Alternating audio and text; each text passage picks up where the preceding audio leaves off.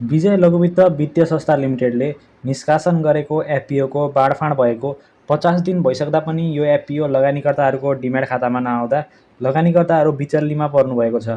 त्यसैले आजको यस भिडियोमा मैले हजुरहरूलाई विजय लघुवित्त वित्तीय संस्था लिमिटेडको एफपिओ लगानीकर्ताहरूको डिम्याट खातामा कहिलेसम्म आउँछ, यस कम्पनीको एफपिओ नेप्सेमा सूचीकृत कहिलेसम्म होला र यस कम्पनीको एफपिओको कारोबार कहिलेबाट सुरु हुन्छ भनेर जानकारी दिनेछु। ढिला नगरिकन भिडियोलाई सुरु गरौँ। विजय लघुवित्त वित्तीय संस्था लिमिटेड कम्पनीले पुस 21 गतेदेखि पुस 24 गतेसम्म वैदेशिक रोजगारीमा रहेका नेपालीहरू र सर्वसाधारण लगानीकर्ताहरूले आवेदन दिन मिल्ने व्यवस्था गर्दै एफपिओ निष्कासन गरेको थियो र उक्त एफपिओको बाँडफाँड भएको पनि 50 दिन भइसकेको छ।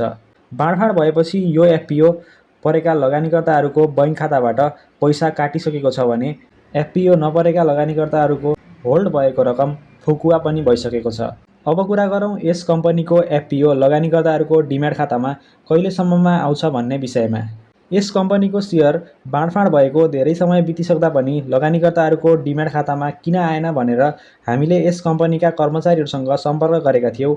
यस कम्पनीका कर्मचारीहरूबाट यस कम्पनीले सम्पूर्ण कागजातहरू सिडिएससीलाई पेश गरेको भन्ने खबर प्राप्त भएको थियो र छिटोमा 1-2 दिनभित्रमै लगानीकर्ताहरूको डिम्याट खातामा सेयर आउने र यदि सो समयमा नभए चैत्र महिनाको 2 गतेसम्ममा लगानीकर्ताहरूको डिम्याट खातामा सेयर आउनेछ भनेर कर्मचारीहरूले बताउनु भएको थियो। यो खबर भने हामीले फागुन महिनाको 27 गते प्राप्त गरेका थियौँ। अन्तिममा कुरा गरौँ यस कम्पनीको सेयर नेप्सेमा कहिलेसम्ममा सूचीकृत हुन्छ भन्ने विषयमा। यस कम्पनीको एफपिओ सेयर लगानीकर्ताहरूको डिम्याट खातामा आएको छिटोमा 1 हप्ता र ढिलोमा 2 हप्ताभित्रमा नेप्सेमा सूचीकृत हुनेछ र सूचीकृत भएको भोलिपल्टको कारोबार दिनमा यस कम्पनीको स्पेशल प्रिओपरेसनमा कारोबार हुनेछ।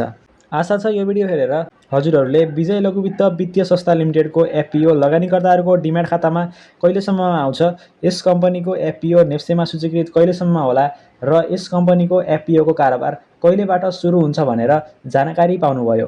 भिडियो उपयोगी लाग्यो भने भिडियोलाई लाइक, सेयर र हाम्रो च्यानललाई सब्स्क्राइब गर्न नबिर्सनुहोला। अर्को समय नयाँ जानकारी र अपडेट सहित भेटौँला। धन्यवाद।